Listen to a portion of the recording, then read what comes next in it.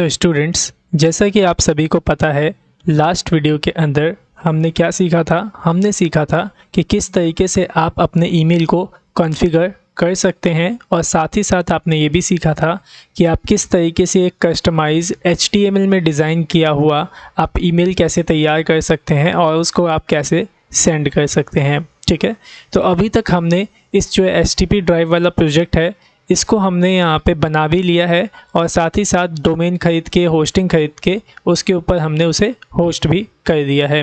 ठीक है, लेकिन अब यहाँ पे बात आती है आपकी परचेज़ की, जैसे डोमेन और होस्टिंग। यहाँ पे तो मैंने तो आपके लिए मतलब यहाँ पे डोमेन भी ख़रीद लिया और होस्टिंग भी ख़रीद के आपको दिखा दिया। ठीक है, लेकिन यहाँ पे कुछ बच्चे ऐसे होंगे मे बी जो इस चीज़ को परचेज़ शायद नहीं कर पाए मे बी, तो उनके लिए मैं यहाँ पे आपको एक प्लान दिखाने वाला हूँ जो कि फ्री में आप क्या कर सकते हैं, डोमेन भी ले सकते हैं और होस्टिंग भी ले सकते हैं फ्री में बिल्कुल। और जो वो फ्री में होस्टिंग और डोमेन दे रहा है वो यही होस्टिंगर दे रहा है।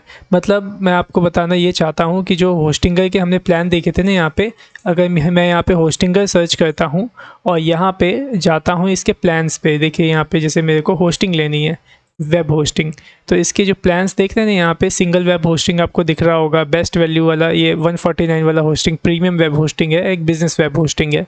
तो यही 3 प्लान यहाँ पे दिख रहे हैं और इन तीनों प्लान के अंदर क्या देना पड़ रहा है, आपको प्राइस देना पड़ रहा है, तभी जाके आप यहाँ पे अपनी वेबसाइट को होस्ट कर पाएंगे। और साथ ही साथ यहाँ पे आपको एक डोमेन भी परचेज़ करने की ज़रूरत पड़ रही है। ठीक है, तो मैं यहाँ पे आपको इसी होस्टिंगर का ही एक ऐसा प्लान बताऊँगा जिसके अंदर आपको 1 रुपये भी पैसा देने की ज़रूरत नहीं होगी, होस्टिंग लेने के लिए भी और डोमेन लेने के लिए भी। हाँ, बस उस फ्री वाले प्लान के अंदर आपको कुछ लिमिटेड फैसिलिटी ही मिलेगी, जैसे कि यहाँ पे देख लीजिए 30 GB का SSD स्टोरेज मिल रहा है, तो वहाँ पे 300 MB का आपको स्टोरेज मिलेगा। ठीक है, 300 MB आप याद रखिएगा, 300 MB। तो बस आप उसके अंदर आप टेस्टिंग वगैरह सिर्फ कर सकते हैं, ये नहीं कि आप प्रोडक्शन रेडी वेबसाइट उसमें होस्ट कर दें। ठीक है, तो आपको टेस्टिंग करनी है, आप भी चाहते हैं कि जो आपने मेहनत से बनाया है PHP पे वेबसाइट वो आप लाइव करें, दिखाएं अपने फ्रेंड्स वगैरह को, तो आप सिंपल उस पर उसको होस्ट कर सकते हैं। ठीक है, बाकी सारी डिटेल मैं आपको आगे बताता हूँ। तो अब बात आती है कि जो 0 रुपये वाला आपका प्लान है जो होस्टिंगर हमें देता है वो कहाँ पे है। ठीक है, तो होस्टिंगर ने उसके लिए एक अलग ही वेबसाइट बना के रखी है, जो 0 वाला प्लान है तो उसके लिए उसने एक अलग ही वेबसाइट बना के रखी है। शायद उस वेबसाइट को आप जानते भी होंगे, मैं बताता हूँ उसका नाम है 000 वेब होस्ट। देखिए मैं यहाँ सर्च करता हूँ 000 वेब होस्ट। ठीक है, गूगल पे सर्च कर लीजिएगा 000 वेब होस्ट को, तो यहाँ पे देखिए https.in करके आपको 000webhost.com मिल जाएगा। ओपन करिएगा इसको, तो कुछ इस तरीके से आपको शो करेगा। पहले तो चेक कर रहा है मेरे ब्राउज़र को, देन उसके बाद देखिए ओपन हो जाएगा। ठीक है, और ये देख लीजिए साफ साफ यहाँ पे लिखा है 000 web host powered by Hostinger. ठीक है, तो इसका मतलब ये है कि जो ये वेबसाइट आप देख रहे हैं 000 वेब होस्ट, यह वेबसाइट आपके होस्टिंगर के थ्रू ही बनाई गई है और यही प्रोवाइड कर रहा है होस्टिंगर ही। ओके, सो चलिए अब हम क्या करते हैं, इसके प्लान्स देखते हैं। ठीक है, तो यहाँ पे गेट स्टार्टेड का बटन है, सिंपली क्लिक करिएगा तो यहाँ पे देख लीजिए इसके प्लान्स शो हो गए। और ये देखो, ये जो single shared hosting, premium shared hosting और बिजनेस शेयर्ड होस्टिंग आप जो देख रहे हैं यहाँ पे, ये तीनों किसके हैं, सेम टू सेम देख लीजिए प्राइस है 69, 149 और 279। देख लीजिए सेम टू सेम प्राइस अभी यहाँ पे आपको दिख रहे हैं। देखिए अभी तो ये सेम ऐसे ही दिख रहे हैं, अभी प्राइस आपको 149, शायद जब आप ये वीडियो देख रहे हो तब शायद ये कभी घट भी सकते हैं या फिर बढ़े हुए आपको दिखाई दे, थोड़ा सा चेंज दिख सकता है, लेकिन इन दोनों वेबसाइट पे जो भी होगा सेम प्राइस होगा। और यहाँ पे देखिए फ्री वेब होस्टिंग ₹0 वाला प्लान देख लीजिए यहाँ पे आपको मिल रहा है। ठीक है, इसके अंदर फीचर्स क्या क्या मिल रहे हैं वो मैं आपको दिखा देता हूँ। तो देखिए यहाँ पे इसमें आपको एक वेबसाइट मिल रही है जिसे कि आप होस्ट कर सकते हैं। इसके अंदर 300 MB का डिस्क स्पेस मिलेगा, जहाँ पे कि यहाँ पे देखो 30 GB का मिल रहा था। ठीक है, यहाँ पे आपको लिमिटेड बैंडविड्थ मिलेगा 3 GB का और यहाँ पे 100 GB का मिलेगा। बैंडविड्थ क्या होता है मैं बता देता हूँ, जैसे कि वेबसाइट से कितने GB आपने डाउनलोड किया, तो जितने GB यूज़र आपकी वेबसाइट से डाउनलोड करते हैं उसी को बैंडविड्थ कहते हैं। ठीक है, और यहाँ पे देखिए आपको नो ईमेल अकाउंट मिल रहा है, कहने को है यहाँ पे नो ईमेल अकाउंट, लेकिन फिर भी आपको ये होस्टिंगर इसका खुद का एक ईमेल, मतलब बाय डिफ़ॉल्ट ईमेल ये आपको दे देता है। या नो ईमेल अकाउंट का मतलब ये है कि आप कस्टम खुद से ईमेल क्रिएट नहीं कर सकते, जैसे कि हमने उसमें बनाया था ना admin.stpdrive.xyz, तो वैसा आप ईमेल इसमें क्रिएट नहीं कर सकते। लेकिन अगर मेल वगैरह OTP के लिए आप भेज रहे हो तो ये होस्टिंगर खुद से ही अपने ईमेल से ही आपको OTP भेज देगा।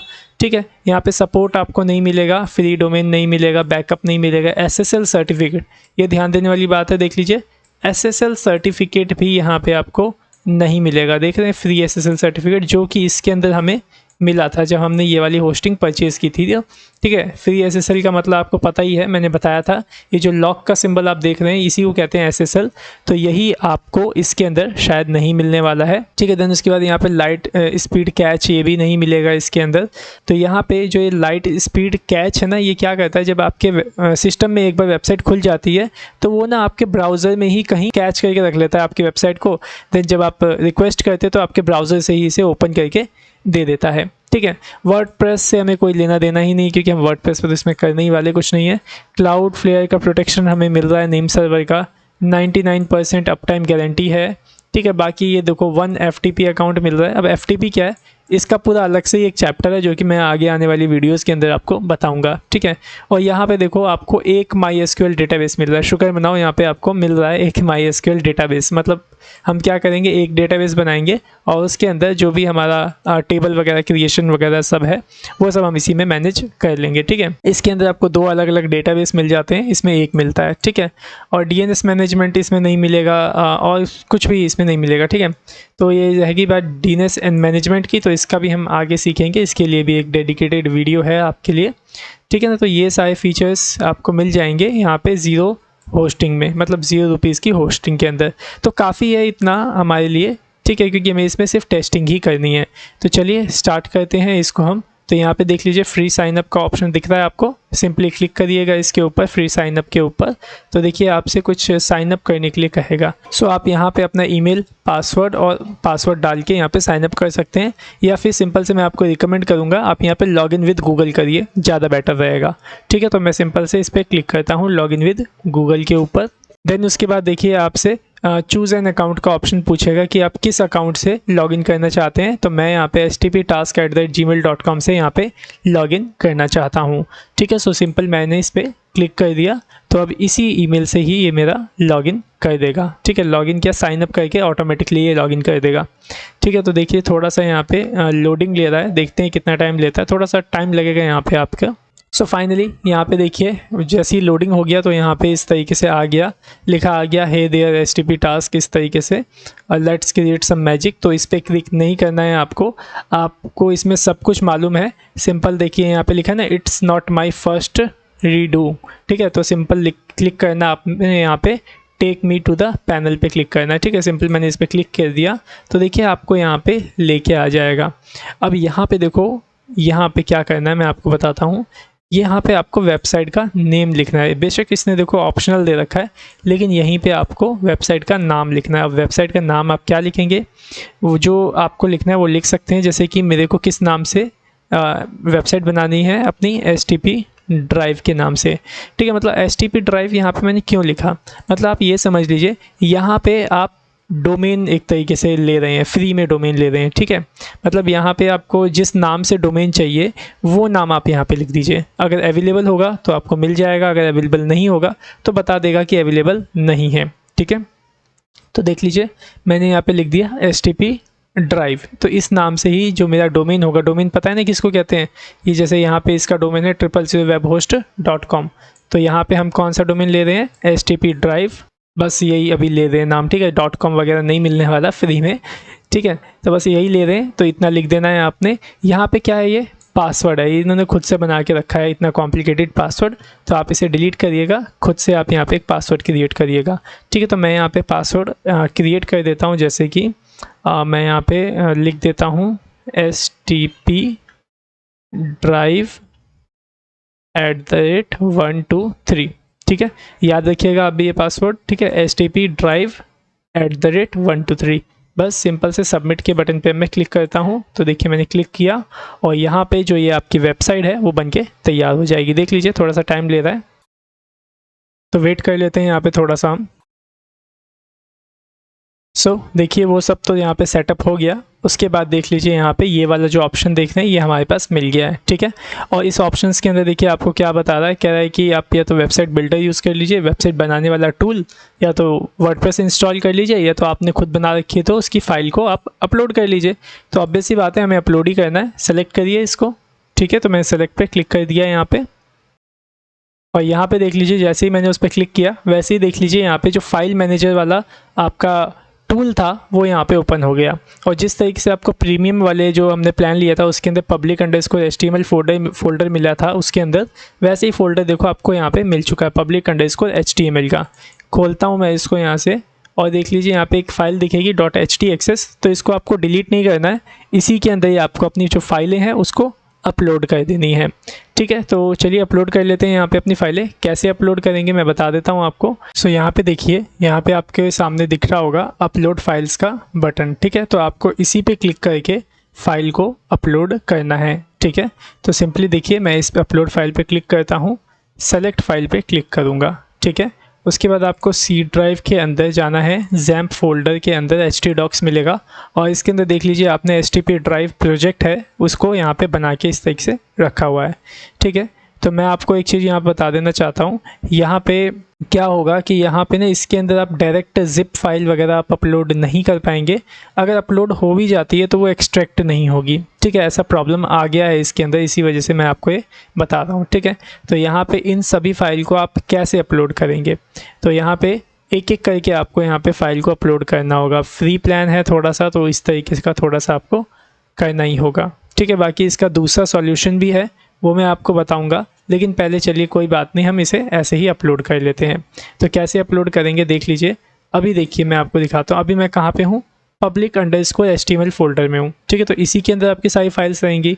तो क्या करिए, अपलोड पे क्लिक करके सेलेक्ट फाइल करिए, और यहाँ पे देख लीजिए मैं आपको बताता हूँ, यहाँ जैम्प के अंदर htdocs के अंदर HTTP ड्राइव खोलूँगा, और यहाँ देखिए बाहर 3 फाइल है, तो सिर्फ ये तीनों फाइल को मैं सेलेक्ट करूँगा इस तरीके से, और इसको मैं ओपन करके यहाँ से अपलोड कर दूँगा, ठीक है। तो देख लीजिए यहाँ पे ये तीनों फाइल आपकी अपलोड हो गई, ठीक है। तो देखिए 3 फाइल आ गई यहाँ पे, इंडेक्स, लॉगिन और profile.php, ठीक है। सो अब यहाँ पे आपको क्या करना है, जो बाकी की फाइल्स हैं हमारी वो कहाँ पे रखी है, फोल्डर के अंदर। जैसे कि मैं आपको दिखाऊं, सी ड्राइव के अंदर जाता हूँ, जैम्प के अंदर htdocs, और htdocs में HTTP ड्राइव। तो देख लीजिए 3 फाइल बाहर है, बाकी सब फाइल कहाँ पे है आपकी, इस फोल्डर के अंदर। तो ये फोल्डर आपको क्या करने पड़ेंगे, यहाँ पे बनाने पड़ेंगे इसके अंदर, ठीक है। तो वो कैसे बनाओगे आप फोल्डर, सिंपल है, देख लीजिए न्यू फोल्डर का आपको ऑप्शन दिख जाएगा, सिंपल क्लिक करिए, और पहला फोल्डर देख लीजिए कौन सा बनाना है आपको, CSS का। तो मैं CSS का फोल्डर यहाँ पे बना देता हूँ। तो मैंने यहाँ पे CSS सेलेक्ट किया, क्रिएट पे क्लिक करूँगा, तो देखिए यहाँ पे CSS का फोल्डर बन गया। फिर बनाइए एक और फोल्डर आप यहाँ पे, दूसरा क्या है, डेटा के नाम से। तो मैंने यहाँ पे बना दिया डेटा फोल्डर, क्रिएट पे क्लिक करता हूँ, ठीक है। तो डेटा बन गया। फिर तीसरा फोल्डर बनाइए यहाँ पे एलिमेंट के नाम से, तो मैं यहाँ पे बना लेता हूँ एलिमेंट के नाम से, ठीक है, एलिमेंट, ओके। क्रिएट पे क्लिक करता हूँ, तो ये भी आपका क्रिएट हो जाएगा। फिर से एक फ़ोल्डर बनाऊँगा, कौन सा है, इमेजेस के नाम से, तो यहाँ बना देता हूँ इमेजेस, ठीक है। क्रिएट पे क्लिक करूँगा। देन उसके बाद कौन सा बनाना है, JS का फ़ोल्डर बनाना है और PHP का, ठीक है। तो यहाँ पे न्यू फोल्डर पे क्लिक करता हूँ, JS फोल्डर क्रिएट कर लेता हूँ, ठीक है। उसके बाद PHP का फ़ोल्डर क्रिएट करना है मेरे को, तो PHP का फ़ोल्डर इस तरीके से मैं यहाँ पे क्रिएट कर लूँगा। तो देखिए सारे फोल्डर बन गए, एक और फोल्डर रह गया SRC का, ठीक है। तो इसको भी मैं बना लेता हूँ, सिंपल SRC, ठीक है। क्रिएट के बटन पे मैं क्लिक करता हूँ, तो देख लीजिए सारे फोल्डर बन गए। अब इन सब फोल्डर को एक एक करके खोलूँगा, और जिस फोल्डर में जो फाइल होगी उसको उसमें मैं अपलोड कर दूँगा, ठीक है। तो पहले CSS फोल्डर को ओपन करता हूँ, और CSS फोल्डर के अंदर की जो फाइलें हैं उसको यहाँ पे मेरे को अपलोड करना है। तो CSS के अंदर देखो ये 3 फाइल है, तो इन 3 फाइल को आपको अपलोड करना है, ठीक है।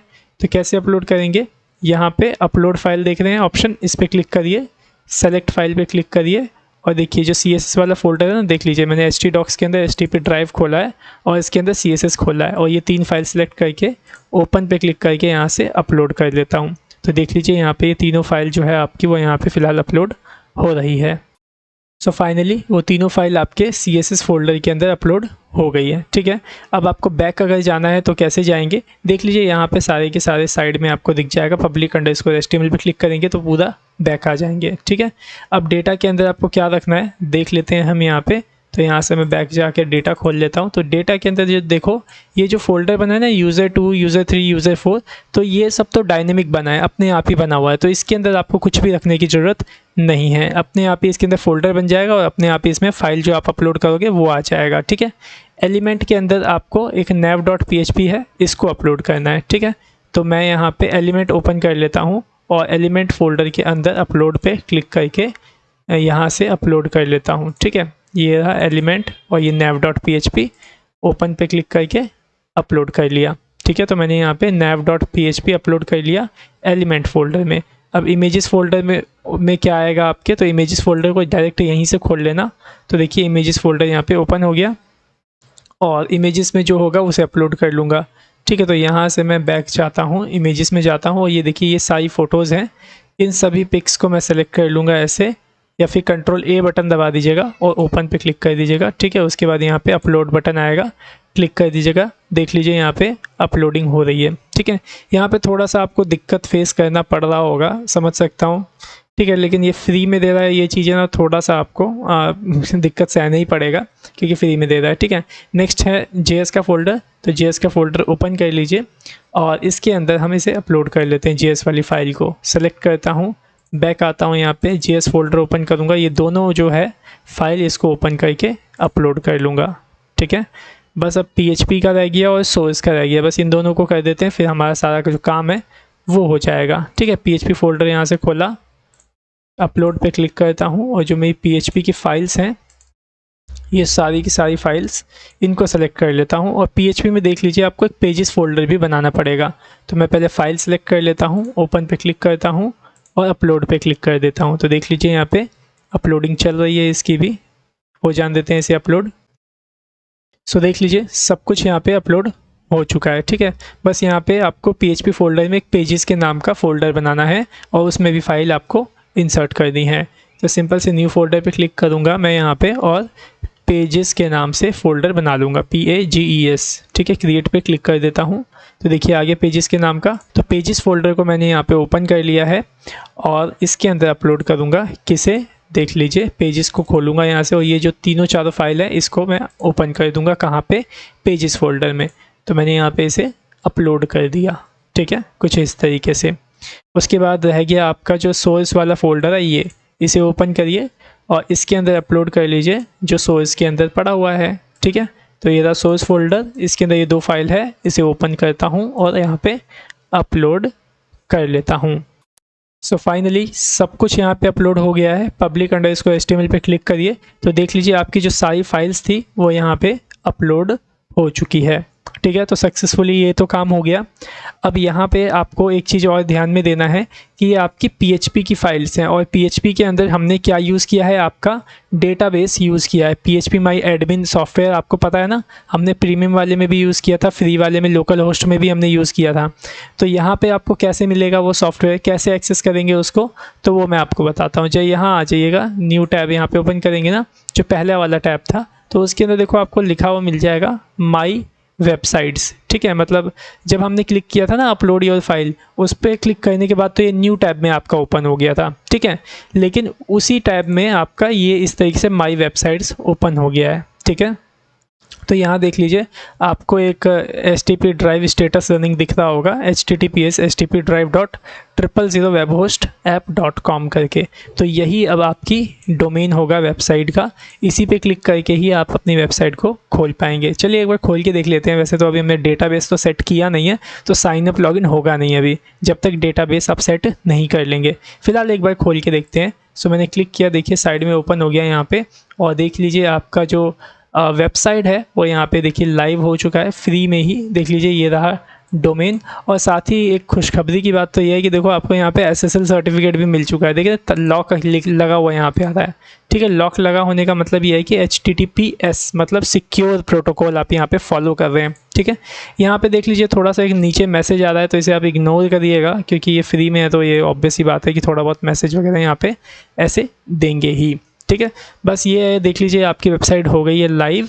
अब चलिए डेटाबेस को सेटअप कर लेते हैं, ठीक है। सो डेटाबेस सेटअप करने के लिए सिंपल मैनेज वेबसाइट पे आपको क्लिक करना है और इसके अंदर आपको भी मिलेगा एक एच पैनल, मतलब कंट्रोल पैनल या फिर होस्टिंगर पैनल कह सकते हैं, ठीक है। तो ये देख लीजिए कहाँ गया आपका होस्टिंगर पैनल, मैं दिखाता हूँ आपको। सो यहाँ पे आपको जाना है टूल्स पे और यहाँ पे देखिए आपको मिल जाएगा डेटाबेस मैनेजर। तो हमें यहाँ पे डेटाबेस ही तो मैनेज करना है, सिंपल डेटाबेस मैनेजर पे आपको इस तरीके से क्लिक कर लेना है, ठीक है। जैसे ही क्लिक करेंगे तो देखिए आपसे यहाँ पे ऑप्शन में आ जाएगा कि आपने अभी कोई भी डेटाबेस क्रिएट नहीं किया है तो क्रिएट करिए, ठीक है। तो सिंपल न्यू डेटाबेस पे क्लिक करेंगे और यहाँ पे डेटाबेस का नाम, यूज़र नेम और पासवर्ड डाल के सेट कर लेंगे। तो मैं यहाँ पे डेटाबेस नेम डाल देता हूँ, जैसे कि मैंने डाल दिया STP ड्राइव करके डेटाबेस का नेम डाल दिया। डेटाबेस का यूज़र नेम भी अगर मैं सेम डालता हूँ तो शायद देखता हूँ कुछ प्रॉब्लम होती है कि नहीं। अगर मैं डेटाबेस, ओके देख लीजिए यहाँ पे लिखा आ गया database user name and name must different, मतलब दोनों डिफरेंट होना चाहिए, डेटाबेस का नेम भी और डेटाबेस का यूज़र नेम भी। यूज़र नेम हम कहाँ यूज़ करते हैं, लॉगिन करने के लिए, डेटाबेस का नेम अंदर यूज़ होता है, ठीक है। तो मैं यहाँ पे क्या करता हूँ, STP drive underscore user name ऐसे ही लिख देता हूँ, ठीक है। जिससे कि मुझे भी पता रहेगा कि जो डेटाबेस का यूज़र नेम क्या है, STP drive underscore user name, और जो डेटाबेस का नेम है वो क्या है, STP ड्राइव, ठीक है। अब यहाँ पे पासवर्ड सेट करना है, तो मैं पासवर्ड यहाँ पे सेट कर लेता हूँ amitweb@123, ठीक है।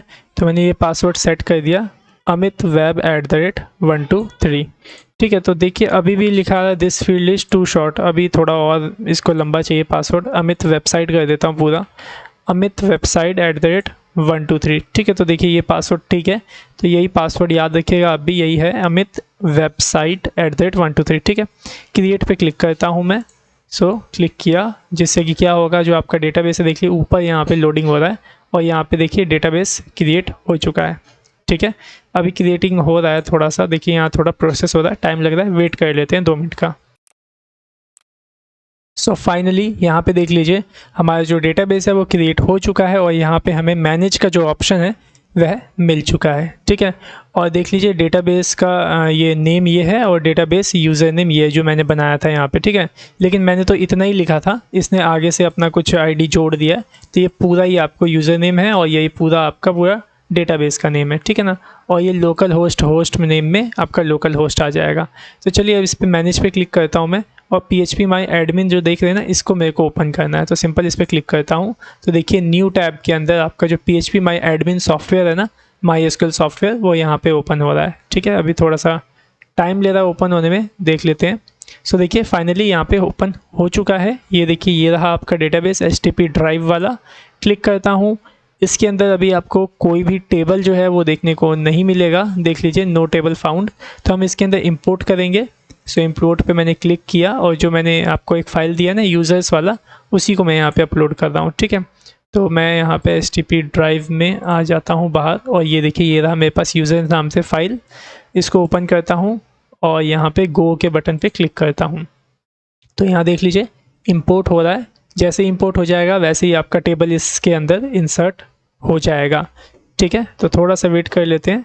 सो सिंपली देख लीजिए सब कुछ यहाँ पे इंपोर्ट आपका हो चुका है। इस पर क्लिक करता हूँ STP ड्राइव के ऊपर टेबल्स को देखने के लिए, लेकिन अभी इस पर क्लिक में भी नहीं हो रहा है क्योंकि देखिए अभी यहाँ पे लोडिंग ही चल रही है। ओके देखिए लोडिंग हो चुका, अब क्लिक हो जाएगा। सो देखिए मैंने इस पर क्लिक कर लिया, तो देखिए जैसे ही क्लिक किया मैंने इसके ऊपर, देखिए यहाँ पे एक टेबल आ चुका है यूज़र्स के नाम से। इसको ओपन करता हूँ मैं यहाँ पे, तो देख लीजिए पूरा का पूरा टेबल हमारे यहाँ पे इंपोर्ट सक्सेसफुली हो चुका है, ठीक है। तो बस अब हमें करना क्या है, डेटाबेस तो क्रिएट हो चुका है, बस इस डेटाबेस को कनेक्ट करना है अपने वेबसाइट से, ठीक है। कनेक्ट कैसे करेंगे, इस यूज़र नेम और पासवर्ड से, ठीक है ना। तो फाइल देखिए ये रहा, फाइल मैनेजर अलग टैब में था, ठीक है। और यहाँ पे हमें कहाँ जाना है, PHP फोल्डर ओपन करना है और इसी के अंदर देखिए db.php फाइल होगी, डबल क्लिक करिए तो यहाँ पे देखिए कुछ इस तरीके से यहाँ पे एडिट करने के लिए देता है, ठीक है। तो मैं थोड़ा जूम कर लेता हूँ और यहाँ देख लीजिए लोकल होस्ट, तो लोकल होस्ट ही रहेगा। यहाँ पे रूट की जगह क्या आ जाएगा, यूज़र नेम आ जाएगा आपका, ठीक है ना। तो यूज़र नेम कहाँ है, ये देखिए ये रहा DB यूज़र नेम, इसको करता हूँ कॉपी और यहाँ पे पेस्ट कर देता हूँ। ठीक है, तो इतना लंबा देखो यूज़र नेम आ गया। उसके बाद हम क्या डालेंगे, पासवर्ड। तो पासवर्ड तो आपको पता ही होगा, अमित वेब साइट @123। ठीक है, तो ये पासवर्ड हो गया। और डेटाबेस का नेम क्या है हमारे, आइए देख लेते हैं।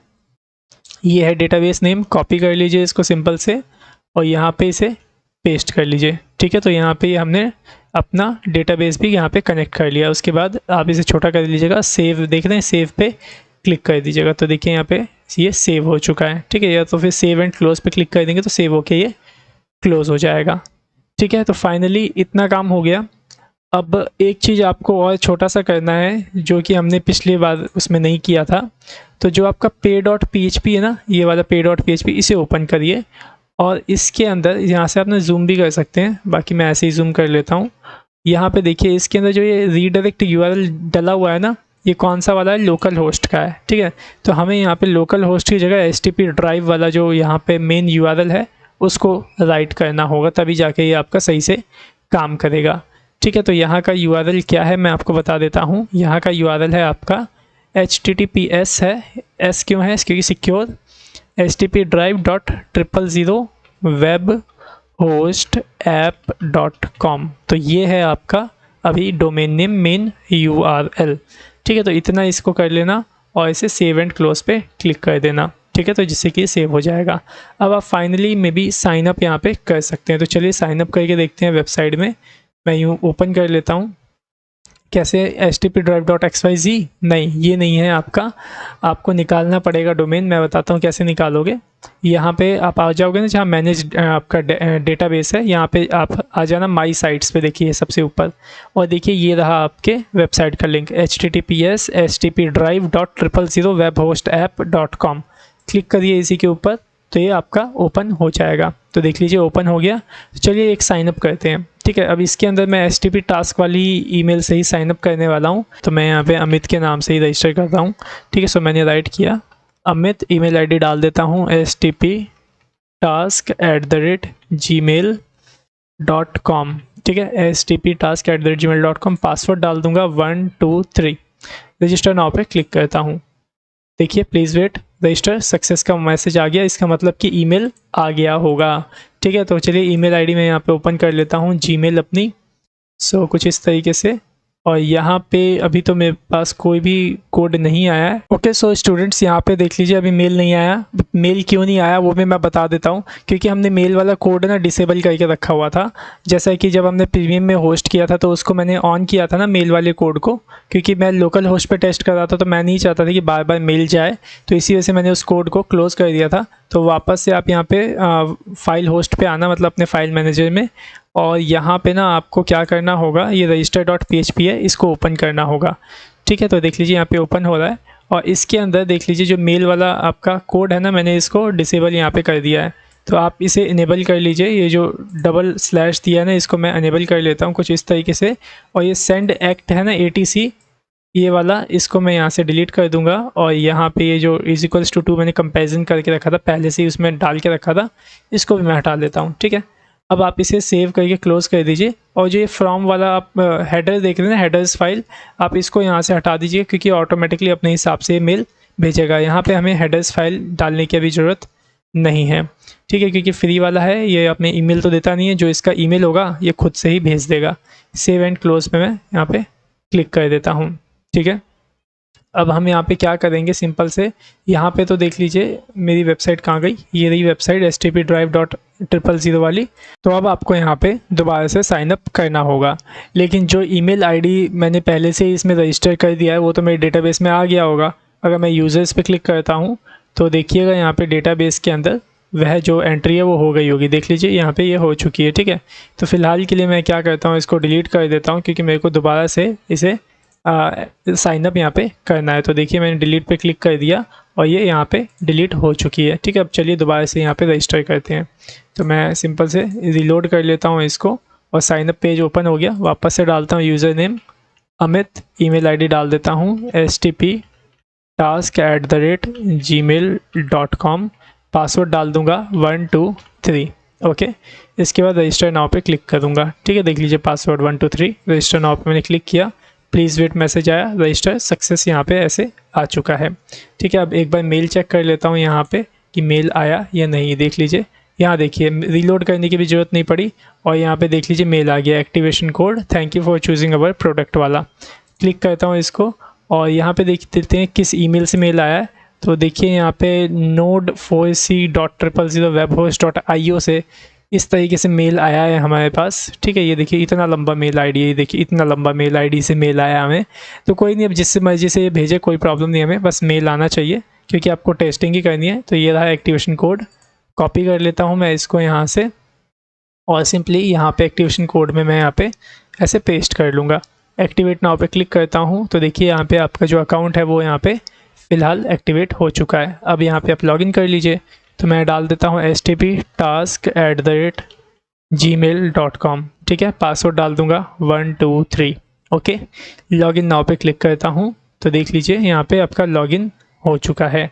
ठीक है, लेकिन यहाँ पे देख लीजिए कुछ एरर वगैरह आ गया है, यहाँ पे अनडिफाइंड वेरिएबल आया हुआ है सेशन का और काफ़ी सारी एरर यहाँ पे आपको देखने को मिल रही है। तो मे बी इस वजह से ये एरर आपको देखने को मिल रही है क्योंकि यहाँ पे हमने कोई भी फाइल है जो वो अपलोड करके नहीं रखी है। ठीक है, तो आप एक काम करिए, यहाँ से एक फ़ाइल अपलोड करिए। तो मैं अपलोड फाइल पे क्लिक करता हूँ और यहाँ पे पिक्चर्स में जाता हूँ और ये वाली जैसे फ़ाइल है कीबोर्ड शॉर्टकट वाली, इसको मैं ओपन करके यहाँ पे अपलोड कर लेता हूँ। ठीक है, तो देख लीजिए यहाँ पे आ गया फ़ाइल अपलोड सक्सेसफुली। इसे एक बार रीलोड करता हूँ मैं और देखिए रीलोड करने के बावजूद भी यहाँ पे आपका ये जो एरर है ये नहीं जा रहा है।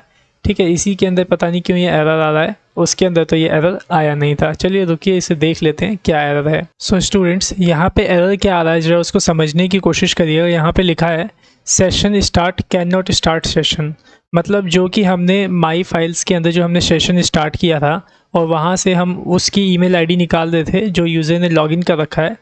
तो यहाँ पे क्या हो रहा है, आपका सेशन स्टार्ट ही नहीं हो रहा है और सेशन जब आपका स्टार्ट नहीं होगा तो क्या होगा कि आपने जो वेरिएबल बना के रखा था यूज़र मेल वाला, उसके अंदर उसकी ईमेल आईडी नहीं जा रही है, जिसकी वजह से आपको ये एरर देखने को मिल रहा है। ठीक है, तो इसका तो एक सॉल्यूशन है हमारे पास, यहाँ पे आया मिल गया है मेरे को एक सॉल्यूशन इसका। तो सिंपल से आपको करना क्या है, आपको यहाँ फाइल होस्ट है ना आपका जो फाइल मैनेजर, इसमें आ जाना है और यहाँ पे देख लीजिए जो आपको htxs की एक फ़ाइल आपको दिख रही होगी .htxs, जैसे कि मैंने आपसे बोला था डिलीट आपको नहीं करना है स्टार्टिंग में ही, इसको आपको ओपन करना है कुछ इस तरीके से।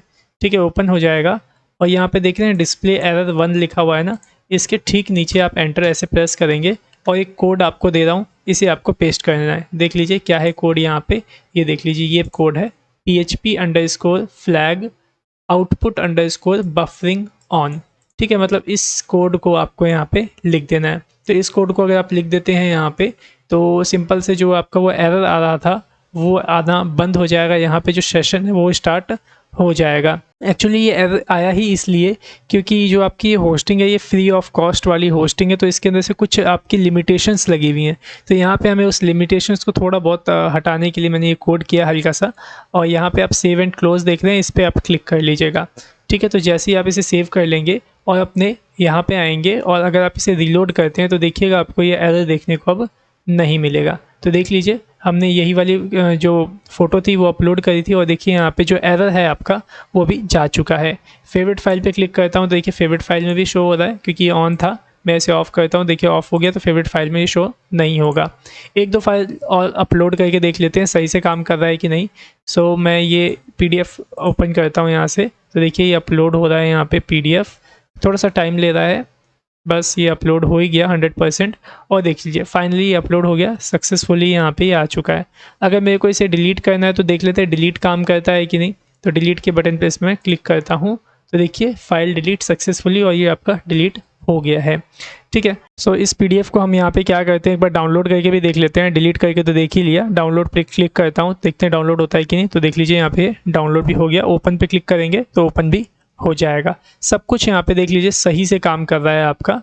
ठीक है, बस फेवरेट फाइल भी आपका सही से काम कर रहा है। अगर मैं इसे ऑन कर दूंगा इस तरीके से तो देखिए यहाँ पे ये भी आपका फेवरेट फाइल में आ जाएगा। सर्च देख लेते हैं काम करता है कि नहीं। तो सर्च के लिए एक दो फाइल और अपलोड कर लेता हूँ, इसे थंबनेल ये वाला अपलोड कर लेता हूँ। ठीक है, तो देख लीजिए यहाँ पे ये अपलोडिंग हो रही है, अभी फाइल हो गई अपलोड। फिर से एक और मैं यहाँ पे अपलोड कर लेता हूँ, जैसे ये वाला बटन स्क्रीनशॉट वाला, इसको मैंने अपलोड कर लिया। ठीक है, चलिए इस स्क्रीनशॉट वाले को ही सर्च करता हूँ मैं यहाँ पे, SCREE इतना ही लिखता हूँ, एंटर करता हूँ, तो देखिए ये वाला जो फाइल था आपका आ चुका है। तो ये सही से काम कर रहा है। तो चलिए अब हम यहाँ पे क्या करते हैं, बाय स्टोरेज पे क्लिक करते हैं और स्टोरेज बाय करके देखते हैं कि ये बाय हो रहा है कि नहीं। ठीक है, तो मैं यहाँ पे 50 GB वाला प्लान ले रहा हूँ। ठीक है, यहाँ प्लान तो ले रहा हूँ 50 GB वाला, लेकिन 300 GB हमें होस्टिंगर में मिला है, तो उतना ही यूज़ होगा, उससे ज़्यादा करेंगे तो दिक्कत हो जाएगा। बस टेस्टिंग के लिए बस मैं यहाँ पे ले रहा हूँ आपके सामने। सो मैं इस पर क्लिक करता हूँ, आ गया यहाँ पे, मैं इसे फ़ोन नंबर दे देता हूँ और नेक्स्ट के बटन पे यहाँ पे क्लिक करता हूँ। उसके बाद क्रेडिट कार्ड से मैं इसकी जो पेमेंट है वो कर देता हूँ। डिटेल्स मैंने डाल दी, यहाँ पे क्लिक करता हूँ। ठीक है, उसके बाद मुझसे एक और पासवर्ड मांगेगा, ये यहाँ पे पासवर्ड डाल देता हूँ मैं, सबमिट पे क्लिक करता हूँ। तो जैसे ही सबमिट पे क्लिक किया, मेरी यहाँ पे देख लीजिए जो पेमेंट है वो सक्सेसफुल हो चुकी है। देख लीजिए पेमेंट सक्सेसफुल। ठीक है, और देखिए मेरे को कहाँ पे रिडायरेक्ट कर दिया इसने, प्रोफाइल पेज पे। और देख लीजिए यहाँ पे जो मेरा डेटा था, मतलब यहाँ पे स्टोरेज है, वो यहाँ पे बढ़ चुका है। ठीक है, जिसमें कि आप क्या कर सकते हैं, इतनी 50 GB तक की यहाँ पे फाइल आप अब अपलोड कर सकते हैं। ठीक है, लेकिन याद रखिएगा होस्टिंग से जो आपको मिला है ना स्टोरेज, वो 300 MB का, ये तो 300 अपलोड करके देख लीजिएगा, करना होगा तो। बाकी अगर आपका होस्टिंगर में, मतलब आपने जो होस्टिंग लिया है, अगर वो आपको इतना प्रोवाइड करता है स्टोरेज, जैसे अगर आप चाहते हैं कि इस वेबसाइट को प्रोडक्शन रेडी, मतलब रियल में अगर आप इसे यूज़ करना चाहते हैं, तो आपको रियल में अच्छी वाली होस्टिंग भी ख़रीदनी पड़ेगी, जिसके अंदर कि आपको अनलिमिटेड स्टोरेज वैसे तो कोई देता नहीं है, 500 GB का स्टोरेज मिले या फिर 100 GB का स्टोरेज मिले, तब जा कर के आप इसे प्रोडक्शन रेडी बना सकते हैं। और इसके अंदर से भी आपको ये वाला जो प्लान देख रहे हैं ना, ये प्रीमियम अनलिमिटेड वाला, ये हटाना पड़ेगा। अगर अनलिमिटेड आप दे देंगे तो फिर दिक्कत हो जाएगी, लोग अनलिमिटेड अपलोड करते रहेंगे और आपका स्टोरेज फुल होता रहेगा। ठीक है, तो इस प्लान को जो हमने ये प्रोजेक्ट बनाया है, इसको बड़े होस्टिंग पे ही आप अपलोड करके अगर रियल में अगर यूज़ करना चाहते हैं, प्रोडक्शन रेडी बनाना चाहते हैं, तो उसके लिए। बाकी टेस्टिंग करने के लिए तो ये आप फ्री वाले में भी इस तरीके से कर सकते हैं। और देख लीजिए फ्री वाले में भी आपने एकदम परफेक्ट अभी आपका काम कर रहा है। फ्री वाले में देखिए दिक्कतें आती हैं, लेकिन उसको थोड़ा सा सॉल्व करना पड़ता है। अगर सॉल्व हो जाती हैं तो आपका सही से यहाँ पर सब कुछ काम कर रहा है। ठीक है, अब एक चीज़ मैं आपको और बता दूं यहाँ पे, जैसे कि फाइल मैनेजर यहाँ पे तो ओपन हो रखा है, मैंने यहाँ से कट कर दिया। ये जो डेटाबेस ओपन हो रखा है, इसको भी देखिए मैंने यहाँ से कट कर दिया। और उसके बाद यहाँ पे आ जाता हूँ वेबसाइट लिस्ट पे। अब अगर मेरे को वापस से डेटाबेस अपना ओपन करना हो, फाइल मैनेजर ओपन करनी हो, तो वो कैसे करोगे? तो देखिए ये आपको 000 वेब होस्ट जब आप लॉगिन करोगे ना, जैसे अगर चलो माय द वे मैं इसको भी कट कर देता हूँ। ठीक है, और यहाँ पे वापस से ओपन करता हूँ 000 वेब होस्ट, ऐसे ओपन करेंगे। जैसे सब कट हो गया तो ऐसे वेबसाइट ओपन करेंगे ना, तो आपको लॉगिन करने के लिए बोलेगा, तो लॉगिन कर लीजिएगा। ठीक है, थोड़ा सा इसमें टाइम लेगा। यहाँ देखिए साइन इन का ऑप्शन आ रहा है, अब आपको साइन इन करना है। ठीक है ना, तो साइन इन पे मैंने क्लिक कर दिया। तो जैसे ही क्लिक करूँगा तो देखिए तो मेरे को पूरा लॉगिन ही इसने कर दिया। देख लीजिए डायरेक्ट यहाँ पे लॉगिन करके इसने दे दिया। इस बार मुझसे इसने कुछ मांगा नहीं। अगर मांगेगा ना तो यहाँ पे आप लॉगिन विद गूगल का ऑप्शन तो आ ही रहा था, उस पर क्लिक कर देना, यहीं पे आपको ले आएगा। ठीक है, इसके बाद क्या करना है, मैनेज वेबसाइट पे आप क्लिक करेंगे यहाँ पे कुछ इस तरीके से, और यहाँ पे देख लीजिए आपको फाइल मैनेजर का देख ले ऑप्शन मिल जाएगा। इस पर क्लिक करेंगे अपलोड पे, और यहाँ पे देख लीजिए एक अपलोड वाला जो ऑप्शन है आपको मिल जाएगा, या फिर देखिए फाइल मैनेजर यहाँ से आपका ओपन हो जाएगा। ठीक है, अब डेटाबेस कैसे ओपन करेंगे, टूल्स में चले जाइएगा, ये देखिए डेटाबेस मैनेजर ये रहा, इस पर क्लिक करिएगा तो यहाँ पे आपको आपका डेटाबेस जो है वो मिल जाएगा। यहाँ से phpMyAdmin ओपन कर सकते हैं। ठीक है, देखो फाइल मैनेजर का ऑप्शन देखो एक यहाँ पे भी है, इस पर भी क्लिक करके अगर अपलोड फाइल पे क्लिक करोगे तो भी जो आपका फाइल मैनेजर है ना, वो यहाँ से भी ओपन हो जाएगा। तो ओपन करने के काफ़ी सारे तरीके हैं, आप जैसे चाहें वैसे ओपन कर सकते हैं। तो फाइनली यहाँ पे देख लीजिए हमने जो आज की इस वीडियो में क्या सीखा है, आप फ्री की होस्टिंग और वेबसाइट के अंदर, मतलब फ्री होस्टिंग और फ्री डोमेन के साथ भी आप अपनी इस वेबसाइट को होस्ट कर सकते हैं। और अगर आपने पेड वाला परचेज़ कर लिया है प्लान, ठीक है, होस्टिंग का, तो बहुत अच्छी बात है, क्योंकि उसके अंदर बहुत सारे ऐसे फीचर्स हैं जो कि इसके अंदर नहीं है, जो कि आगे आने वाली वीडियो के अंदर मैं आपको बताने वाला हूं। जैसे कि आपको सब डोमेन हो गया, FTP हो गया, और भी बहुत सी चीज़ें हैं जो कि मैं आपको बताऊंगा कि प्रीमियम में जो आपने प्लान लिया है, अगर आपने ले लिया है तो उसमें क्या है और इसमें क्या चीज़ें नहीं हैं। ठीक है, तो जो चीज़ें इसमें नहीं होगी तो ऑब्वियस सी बात है इसमें वो नहीं हम कर सकते, वो हम उसी प्रीमियम प्लान वाले होस्टिंग की, जो मैंने होस्टिंग ख़रीदी है उसी में हम करके मैं आपको दिखाऊंगा। ठीक है, तो फिलहाल ये टेस्टिंग करने के लिए सब कुछ सही था, एकदम परफेक्ट से ये टेस्ट हो चुका है और सही से ये आपका वर्क भी कर रहा है। अगर लॉग आउट करता हूँ तो देख लीजिए लॉग आउट भी हो गया, तो परफेक्टली है। और मैं आपको ये भी एक बात बता देता हूँ कि जो ये वाली वेबसाइट आप देख रहे हैं ना stpdrive.000webhostapp.com, ये वाली वेबसाइट कभी भी बंद नहीं होगी। अगर आप इसको एक पैसा नहीं देंगे ना तो भी ये आपकी वेबसाइट को बंद नहीं करेगा। बस एक आपको टर्म्स एंड कंडीशन इसकी फॉलो करनी होगी, मतलब कि महीने के अंदर ना 2 से 4 बार इसको खोल के एक बार देख लेना या फिर किसी और से खुलवा लेना। मतलब थोड़ा बहुत 2-4 बार आप इसकी रिक्वेस्ट कर लेना, खोल के देख लेना। अगर खोलते रहोगे तो ये चलती रहेगी, अगर खोलोगे नहीं तो ये बंद हो सकती है। कभी भी वो आपको मैसेज दे देगा मेल पे कि आपके वेबसाइट पे ट्रैफिक नहीं आ रहा, आपने एक बार भी इसे खोल के नहीं देखा तो हम इसे बंद कर देंगे। ठीक है, तो इसको थोड़ा खोलते रहना है, महीने में 3-4 बार या 10 बार खोल लेना। ठीक है, जिससे कि ये आपका ऑन रहेगा हमेशा के लिए। ठीक है, तो यहाँ पे मेरी ये वाली जो वेबसाइट आप देख रहे हैं stpdrive.000webhostapp.com, ये हमेशा आपको इस तरीके से दिखेगी, लाइव दिखेगी। ये एक्सपायर नहीं होने वाला क्योंकि मैंने इसमें एक भी पैसा नहीं लगाया है। और जो ये आपका stpdrive.xyz वाली जो वेबसाइट है ना, यहाँ पे अगर मैं बताऊँ stpdrive.xyz, तो ये वाली वेबसाइट बेशक आगे बंद हो सकती है क्योंकि मैं अब इसको रिन्यू दोबारा से नहीं करने वाला, ना इसकी होस्टिंग रिन्यू करूँगा और ना ही मैं इसका शायद डोमेन भी रिन्यू करने वाला हूँ। ठीक है, तो डोमेन भी रिन्यू नहीं करूँगा और होस्टिंग भी नहीं। तो जब तक चल रहा है 1 महीने के अंदर ये आपका एक्सपायर कर जाएगा। शायद जब आप ये वीडियो देख रहे हो तो शायद ये पहले से एक्सपायर हो क्योंकि वीडियो पहले बन चुकी है। ठीक है ना, तो फिलहाल यहाँ पे ये तो अभी एक्सपायर हो गया होगा, लेकिन अगर आप इस वाले को ओपन करेंगे ना stpdrive.000webhost को, तो ये आपको अभी दिख जाएगा। ठीक है, सो उम्मीद करता हूँ कि जो भी चीज़ें आज की वीडियो मैंने आपको सिखाई हैं सही से समझ में आया होगा। अगर नहीं समझ में आया, कुछ भी प्रॉब्लम आती है, कुछ एरर आता है, तो डायरेक्ट आप हमें कॉल करिएगा। ठीक है, so thanks for watching our video, have a nice day.